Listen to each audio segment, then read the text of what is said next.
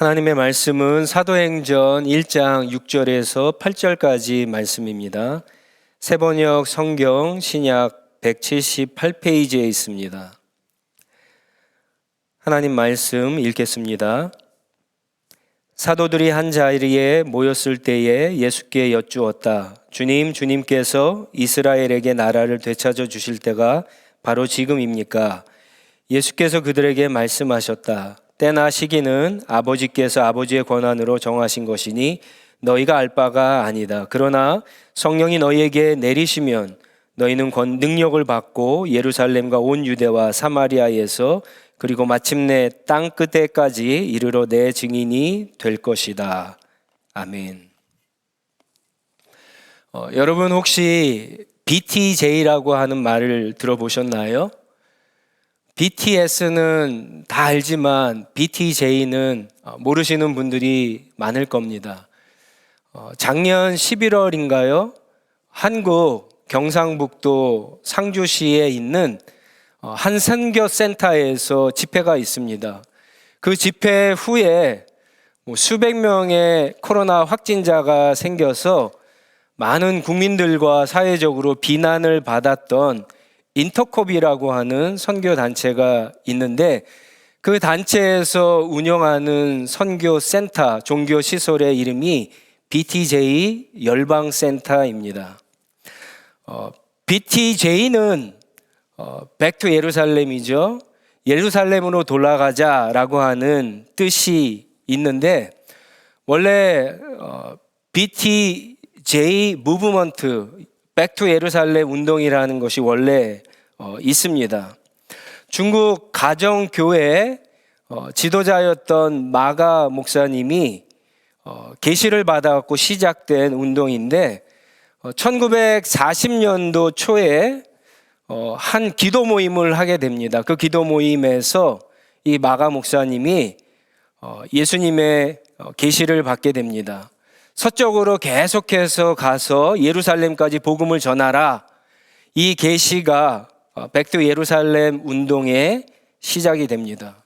이게 마가 목사님은 그래서 중국에서부터 그분이 중국에 계셨으니까 중국에서부터 예루살렘까지 그 사이에 있는 불교, 힌두교, 이슬람 국가에 복음을 전하기 위해서 전도팀을 보내게 되는데 그것이 백두 예루살렘 운동의 시작입니다. 이 백두 예루살렘의 성경적인 근거가 바로 오늘 우리가 읽은 사도행전 1장 8절 말씀입니다. 사도행전을 쭉 읽어가다 보면은 8장 1절에 이제 스데반 집사님의 순교가 나오죠. 그 순교 사건 이후에 예루살렘 교회가 흩어지면서 복음이 퍼지게 됩니다. 온 유대와 사마리아까지 퍼져나가게 되고요. 그리고 그 복음은 서쪽에 있는 로마를 거쳐서 유럽으로 퍼져나가게 됩니다. 이제 나중에 그 복음은 다시 바다를 건너서 미국으로 건너가게 되고 또 바다를 건너서 마침내 중국에까지 이 마가 목사님이 있는 중국에까지 전해지게 되는데 이런 복음이 퍼져나가는 모습을 보면서 마가 목사님 입장에서는 사도행전 1장 8절에 나온 땅끝까지 복음이 전해지겠다 이 말이 이 땅끝이 어디가 되겠습니까? 예루살렘이 되는 거예요. 지구가 둥그니까 예루살렘에서 시작한 복음이 한 바퀴 지구를 삥 돌아서 끝은 어디가 되겠습니까? 다시 예루살렘이 되는 거예요. 인터콤은 바로 중국 교회의 백투 예루살렘 운동과 뿌리를 같이 하고 있습니다. 그래서 인터콤은 한국과 예루살렘 사이에 있는 불교, 힌두교, 이슬람 국가들에 집중적으로 선교를 하는 선교단체입니다.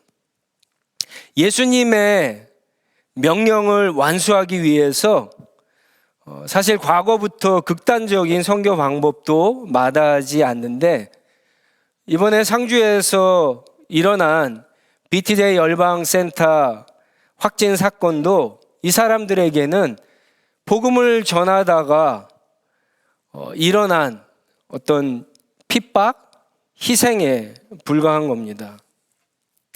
사실 지난 6주 동안 나눈 6가지의 주제들로 우리가 종말을 준비하며 살아가는 데는 충분합니다.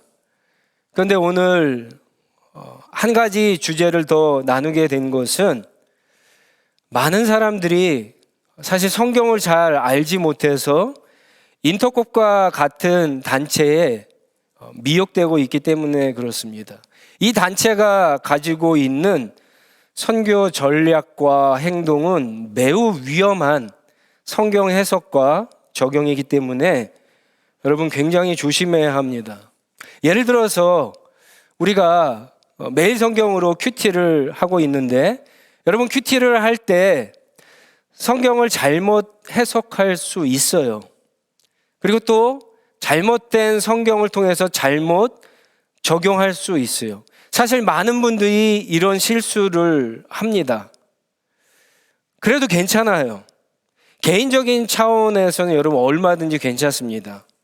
사실 그렇게 실수를 하면서 조금씩 하나님의 말씀을 알아가고 또 나중에는 올바른 말씀 해석, 적용, 그래서 올바른 신앙생활을 우리가 다 해가고 있기 때문에 그렇습니다.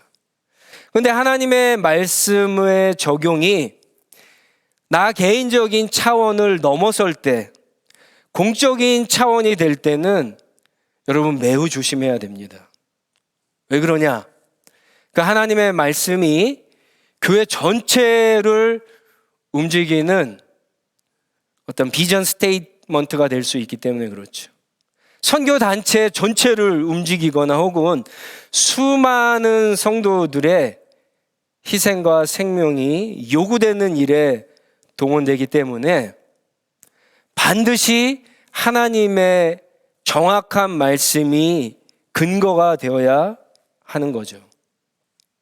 말씀에 대한 정확한 해석과 그리고 정확한 적용이 있어야 됩니다. 하나님의 말씀을 읽는데 주님의 음성을 들었다, 계시를 들었다, 저는 개인적으로 얼마든지 인정을 합니다. 그런데 한 사람이 들은 주님의 음성, 주님의 계시가 기록된 이 하나님의 말씀과 다를 때 어떻게 하느냐가 문제죠. 어느 날 제가 기도하면서 설교를 준비하다 하나님의 음성을 들었어요. 그리고 설교를 준비했습니다. 그런데 그 설교가 성경의 말씀, 성경의 진리와 다르다면 여러분들은 제 설교를 어떻게 하시겠어요? 저는 당연히 설교를 해서는 안 되고 여러분들은 당연히 설교를 들어서는 안 됩니다. 만약에 제가 그런 설교를 하고 설교대로 살라고 여러분들에게 권면을 하면 저는 이단이 되고 여러분들도 그대로 따라하면 여러분들도 이단에 속하게 되는 겁니다. 아무리 하나님의 음성을 듣고 하나님의 계시를 받아도 그것이 성경과 다를 때 여러분 성경을 따라야 되는 거죠. 기록된 하나님의 말씀, 성경보다 우선되는 계시는 없습니다. 자, 그렇다면 인터콥이 성경적인 자신의 비전 스테이트먼트의 근거라고 하는 사도행전 1장 8절을 과연 그들은 정확히 해석했나? 그리고 1장 8절에서 예수님이 말씀하신 땅끝이 정말 예루살렘이 맞나 확인해 봐야 합니다. 어떤 학자들은 예루살렘에서 시작한 복음이 바울을 통해서 나중에 로마까지 퍼지죠. 사도행전 28장이 로마에서 끝나기 때문에 사도행전에서 이 땅끝은 로마라고 주장을 하는 사람들이 있습니다. 그런데 한번 생각해야 될 것은 이 1장 8절만 여러분 한번 그냥 생각해 보세요. 예수님이 명령을 하셨어요. 복음이 예루살렘과 온 유대와 사마리아라고 얘기했죠. 예루살렘과 온 유대와 사마리아는 뭐죠? 정확한 어떤 도시의 이름과 정확한 지역을 얘기하는 거예요. 근데 마지막에 만약에 땅끝이 로마라고 한다면 왜 예수님이 로마라고 얘기하지 않고 왜 땅끝이라고 얘기하냐라고 하는 거죠. 그걸 한번 생각해 볼 때 이 땅끝은 로마가 아니다라고 하는 거예요. 당시 세상의 모든 길은 로마로 통한다는 말에 비추어 볼 때 사도행전에서 복음이 로마에까지 도달했다라고 하는 사실은 로마가 끝이 아니라 복음이 예수님의 말씀처럼 세상에 퍼질 준비가 되었다는 것을 보여주는 거예요. 사실 그렇기 때문에 지난 2000년 동안 우리가 계속해서 복음을 전해왔고, 여러분들 아마 한 번씩 다 들어보셨을 거예요. 액트 29이라고 하는 운동이 있잖아요. 그게 뭡니까? 사도행전이 28장까지 있는데 우리는 지금 사도행전 29장, 30장, 31장 그 이상 복음을 전하면서 그걸 써내려갔다라고 하는 운동이잖아요. 그러니까 그런 것들을 볼 때 이 땅끝은 로마가 아니다라고 하는 거예요. 땅끝은 어떤 지리적인 특정한 장소나 어떤 특정한 지역이 될 수 없다는 겁니다. 그러면 땅끝이 과연 무엇을 의미하는가? 여러분, 다행히도 사실은 이 땅끝이라고 하는 말이 에스카토스라고 하는 종말이라고 하는 최후라고 하는 헬라어로 쓰여져 있는데, 이 말이 사도행전 13장 47절에도 똑같이 쓰였어요. 한번 사도행전 13장 47절을 스크린을 보고 한번 같이 읽겠습니다. 시작. 주님께서 우리에게 명령하시기를 내가 너를 뭇 민족의 빛으로 삼았으니 그것은 내가 땅끝까지 구원을 이루게 하려는 것이다 하였습니다. 이 구절은 이사야서 49장 6절을 인용한 건데, 이사야서에서 땅끝은 사실 모든 이방인과 모든 이방인들이 사는 모든 이방 나라들을 가리킵니다. 그래서 복음이 예루살렘에서 온 유대와 사마리아 땅끝까지 퍼져나갔을 볼 때 이 땅끝은요, 복음이 전해지어야 할 모든 이방 사람들, 모든 이방 사람들이 사는 모든 이방 나라들로 해석하는 것이 맞습니다. 그렇게 생각한다면 여러분, 땅끝은 지구를 한 바퀴 빙 돌아갖고 예루살렘이 될 수가 없는 거죠. 땅끝은요, 남극도 될 수 있고 북극도 될 수 있고 아마존 정글의 어떤 지역이 될 수도 있고, 심지어 땅끝은요, 우리가 사는 이 토론토도 될 수 있는 거예요. 만약에 토론토에 아직도 한 번도 복음을 들어보지 못한 민족들, 어떤 지역이 있다면 거기가 땅끝이 될 수 있는 겁니다. 영화나 드라마를 보면 주인공이 자신의 부모를 죽인 원수를 향해서 이런 말을 하죠. 내가 너를 지옥 끝까지, 지구 끝까지 쫓아가서 복수하겠다. 이런 말을 들어보셨을 텐데, 여러분, 그 말이 진짜 지옥 끝, 세상 끝을 쫓아가서 복수하겠다는 건가요?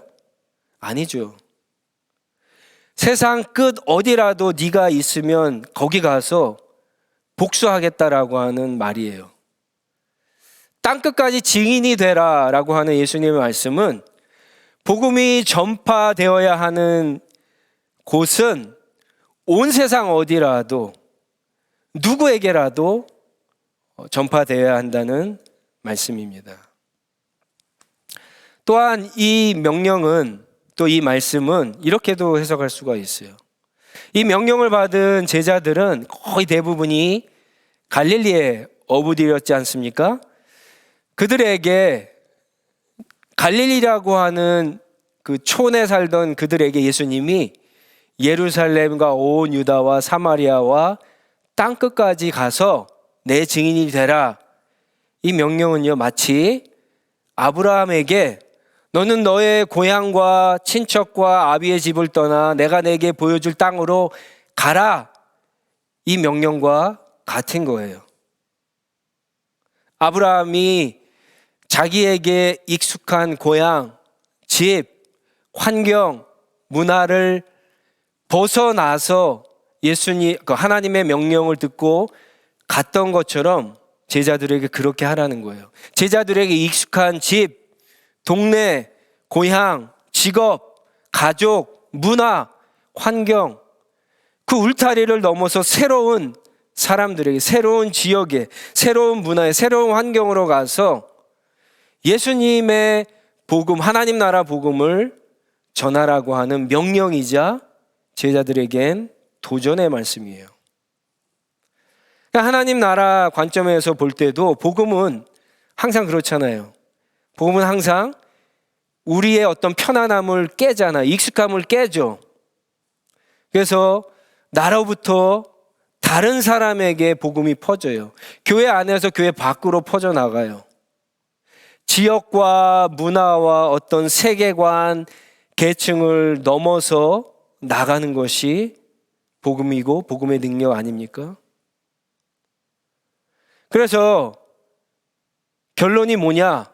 이 땅끝은 예루살렘이 아니다라고 하는 거예요. 잘못된 성경 해석입니다. 잘못된 성경 해석을 비전 스테이트먼트로 삼고 수많은 사람들을 갖다가 이때까지 40년 동안 그렇게 잘못된 길로 인도했던 거예요. 또 한 가지 이 인터콥이 가진 문제는 잘못된 종말론입니다. 40년 동안, 지난 40년 동안 엄청난 열심으로 이들이 복음을 전했어요. 그런데 이유가 있어요. 그 이유가 뭐냐? 예루살렘까지 복음 전파를 끝내면, 완수하면 누가 올 것이다? 예수님이 재림할 것이다 라고 하는 생각을 가지고 그렇게 열심을 품었던 거예요. 그들의 열심의 근거가 한마디로 얘기하면 예수님의 재림 단축이었어요. 잘못된 거예요. 여러분, 우리는 예수님이 반드시 재림하신다는 사실을 믿습니다. 물론 그 날과 그 시간은 모릅니다. 하나님만 아시죠. 하지만 하나님은 우리가 깨어서 정신 차리고 충성스럽게 우리에게 주신 사명을 감당할 수 있도록 특별한 징조들을 주셨어요. 마태복음 24장, 25장이나 누가복음에 보면, 또 우리가 데살로니가 후서나 요한계시록에 보면은 환난, 그 다음에 배도, 적 그리스도의 출현, 전쟁, 지진, 기근, 이런 부정적인 징조들도 주셨지만 예수님의 복음이 모든 나라에 퍼지게 될 것이다 라고 하는 긍정적인 징조도 사실은 주셨어요. 마가복음 13장 10절 말씀을 한번 같이 읽겠습니다. 마가복음 13장 10절 말씀입니다. 시작. 먼저 복음이 모든 민족에게 전파되어야 한다. 예수님의 말씀인데 사도행전 1장 8절, 마태복음 28장 19절로 20절과 마태복음 24장 14절도 다 마찬가지예요. 복음이 모든 나라, 모든 민족에게 전파되는 것이 마지막 시대의 징조 중에 첫 번째예요. 그래서 복음을 열심히 이들은 전했던 것 같은데 문제는 이거죠. 문제는 이거예요.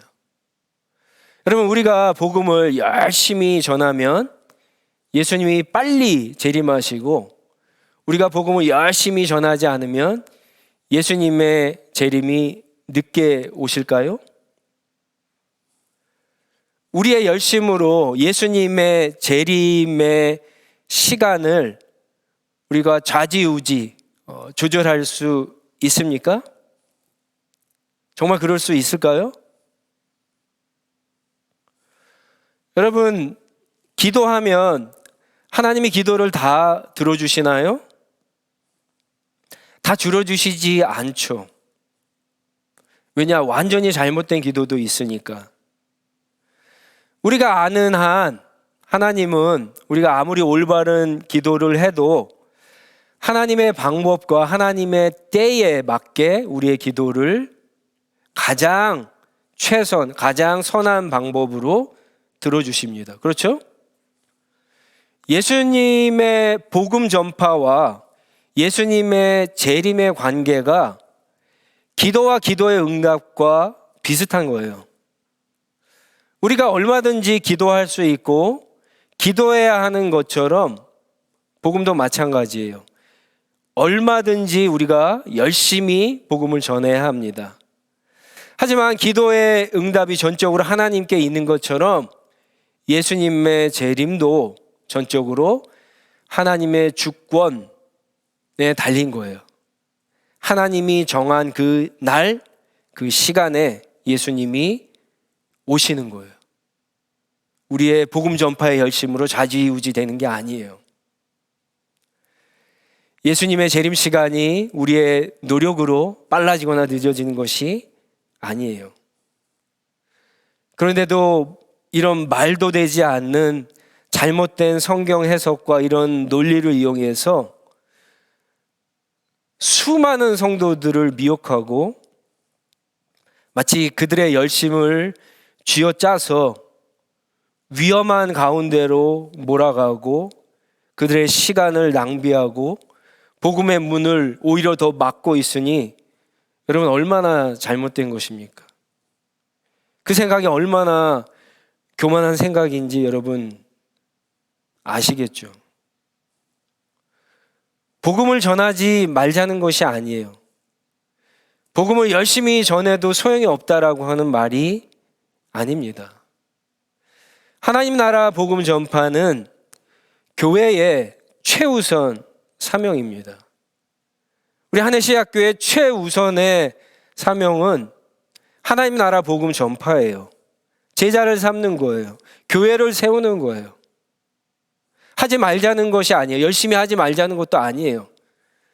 그런데 하나님 나라 복음을 하나님의 정확한 말씀에 기초를 해서 겸손하게 그리고 충성스럽게 열심히 복음을 전하자는 말입니다. 사실 백투 예루살렘 운동이 아주 나쁜 점만 있는 것은 아니에요. 처음에 이 운동으로 수많은 중국교회 성도들이 핍박을 받고 순교의 피를 흘렸습니다. 그분들의 어떤 복음을 향한, 예수님을 향한 순수한 열정을 깎아내리려는 것이 아닙니다. 사실 이 백투 예루살렘 운동으로 복음을 듣지 못한 사람들이 중국에서부터 예루살렘까지 실크로드라고 하죠. 그 주변에 우리가 선교를 조금 하신 분들은 좀 알겠는데 1040 윈도우라고 하죠. 1040 창이라고 하는데 그 주변에 복음을 듣지 못한 사람들이 굉장히 많다는 중요한 사실도 사실은 이 백투 예루살렘 운동 때문에 알려졌고요. 그리고 특히 이슬람 선교의 중요성과 열정이 불러 일어난 것도 사실이에요. 긍정적인 요소들이 있어요. 그럼에도 불구하고 오늘날 이 백투 예루살렘 운동이 가져오는 굉장히 부정적인 요소가 많고 크기 때문에 사실은 인터콥 같은 단체, 제가 길게 설명은 하지 않지만 메시아닉 주나 그다음에 신사도 운동, 그렇죠? 그리고 이번에 미국에서 그 트럼프 선거 캠프 할 때 이름이 갑자기 생각이 안 나는데 이상한 단체가 하나 이슈가 된 적이 있는데 그 단체 다 이 백투 예루살렘 운동과 연관이 있는 거죠. 조심해야 합니다. 얼마 전에 이 인터컵의 대표인 최바울 씨가 이런 얘기를 했어요. 마이크로소프트의 창업자죠. 빌 게이츠 같은 부자들이 코로나 백신을 만들어서 사람들로 맞게 해서 사람의 DNA를 바꾸어 세계를 통치하려고 한다. 이런 코로나 음모론을 주장을 해서 백신을 맞느냐 맞지 않느냐 사람들을 혼란스럽게 했는데 바로 이런 것들이 문제라고 하는 거예요. 이렇게 황당한 주장을 하는 것이 그냥 툭툭 뱉는 말이 아니라 이 사람들은 나름대로 성경에 근거해서 그런 얘기를 하는 거예요. 성경을 문자적으로 해석하는 시한부 종말론에 가깝기 때문에 이러는 거예요. 시한부 종말론자들은 성경이 말하는 그런 어떤 징조들이 있잖아요. 아까 이야기했던 지진, 환란, 박해, 적그리스도의 출현, 이런 거를 자꾸만 역사에서 일어난, 우리가 살아가면서 일어난 어떤 사건들에 자꾸만 끼워 맞히는 거예요. 그래서 종말이 지금 왔다, 종말이 언제다, 얼마 남지 않았다, 자꾸 이러면서 사람들을 불안하게 하고 그들에게 자꾸만 삶에서, 성경이 이야기하는 것은 우리가 지금 여기서 우리 삶의 어떤 한 자리에서 열심히 살아야 된다는 것을 다 팽개치고 다 한쪽으로 몰아가려고 하는 그런 시도들을 하기 때문에 위험한 거예요. 그래서 잘못됐다라고 하는 거예요. 조심해야 된다는 거예요. 마가복음 24장 3절로 6절 말씀을 한번 보겠습니다. 마태복음 24장 3절로 6절 말씀인데 한번 같이 읽겠습니다. 시작. 예수께서 올리브 산에 앉아 계실 때에 제자들이 따로 그에게 다가와서 말하였다. 이런 일들이 언제 일어나겠습니까? 선생님께서 다시 오시는 때와 세상 끝날에는 어떤 징조가 있겠습니까? 우리에게 말씀해 주십시오. 예수께서 그들에게 말씀하셨다. 누구에게도 속지 않도록 조심하여라. 많은 사람이 내 이름으로 와서 말하기를 내가 그리스도이다 하면서 많은 사람을 속일 것이다. 또 너희는 여기저기서 전쟁이 일어난 소식과 전쟁이 일어나리라는 소문을 들을 것이다. 그러나 너희는 당황하지 않도록 주의하여라. 이런 일이 반드시 일어나야 한다. 그러나 아직 끝은 아니다. 예수님이 성경이 이야기하는 여러 가지 징조들이 있는데 그 징조들이 다 일어나도요 끝은 아니다라고 분명히 얘기하셨잖아요. 그러니까 두려워하거나 그럼 무서워할 필요가 없다는 거예요.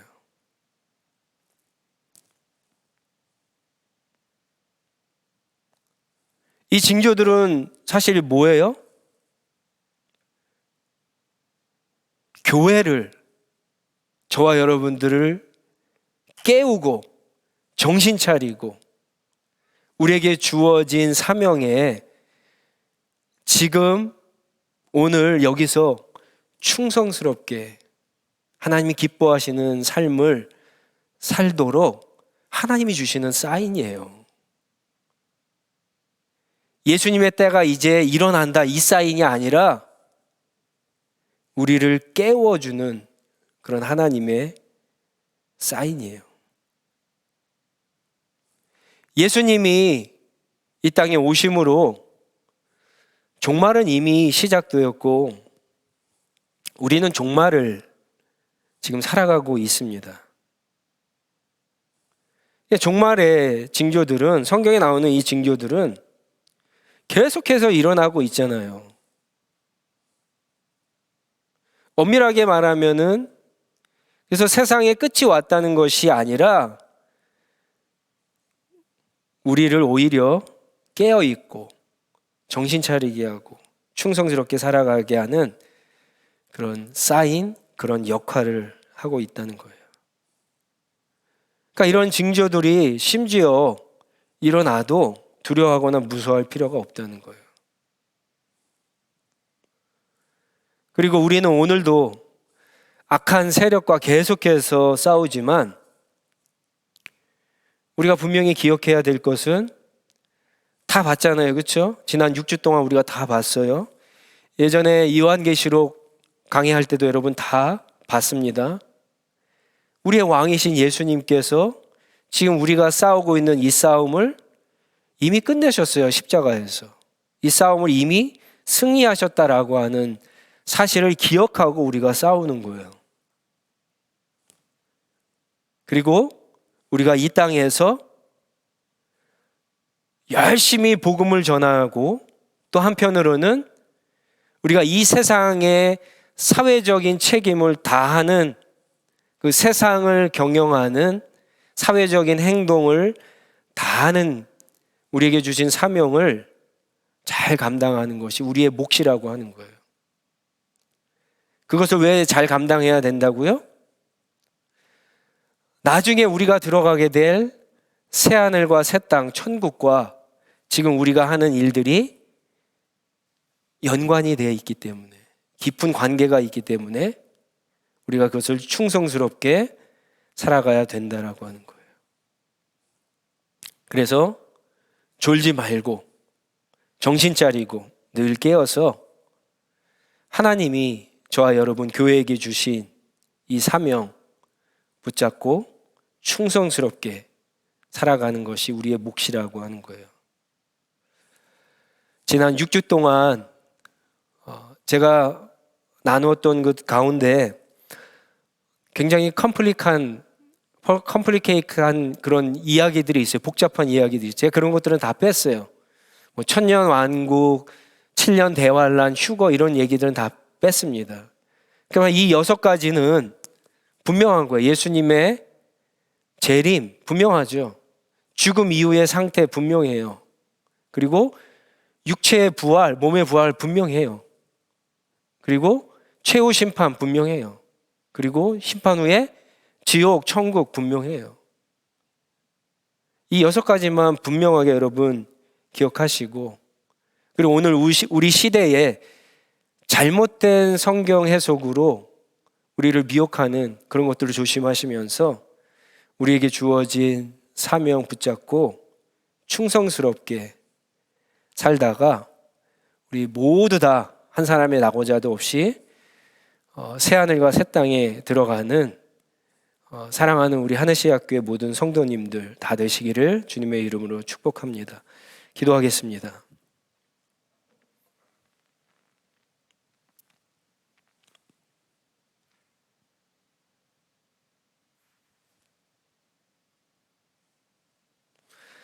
우리 오늘 주신 말씀과 우리 지난 6주 동안의 말씀을 기억하면서 한번 나 자신에게 이런 질문을 했으면 좋겠습니다. 나는 지금 깨어있나? 깨어있지 않나? 나는 깨어있나? 깨어있지 않나? 오늘 말씀에 비추어 봤을 때 깨어있는 사람, 깨어있지 않는 사람의 구별되는 차이는 이건 것 같습니다. 나는 편안한 거, 익숙한 거에 안주하지 않고 다른 사람들, 다른 문화, 다른 지역, 그리고 다른 세계관, 다른 계층, 그 사람들에게 복음을 전하기 위해서 지금 가고 있는가? 이게 내가 깨어있고 그렇지 않은 어떤 구분점이라고 할 수 있을 것 같습니다. 그걸 한번 나에게 잣대로 삼아서 한번 생각해 보시고, 하나님, 내가 깨어날 수 있도록, 우리 교회가 깨어날 수 있고 우리 가정이 깨어날 수 있도록 한번 그렇게 기도했으면 좋겠습니다. 분명해요. 저와 여러분 교회의 가장 중요한 사명은요, 복음을 전하고 제자를 삼는 거예요. 땅끝까지. 땅끝은 다 달라요, 여러분. 우리가 다 달라요. 내가 있는 위치에서 땅끝은 다 달라요. 근데 땅끝으로 가려고 내가 지금 무엇을 하고 있는가 한번 생각해 보셔야 되고, 사도행전 1장 8절의 말씀, 저와 여러분 모두에게 주시는 예수님이 지상에서 우리에게 주신 마지막 최종적인 권위를 가지는 말씀이죠. 중요한 말씀이에요, 사실은. 이 말씀 우리가 받고 제대로 살아낼 수 있는, 깨어서 조심하면서 충성스럽게 주신 사명을 감당할 수 있는 내가 될 수 있도록, 우리 교회가 될 수 있도록 한번 하나님 앞에 결단하는 기도하도록 하겠습니다. 기도하겠습니다.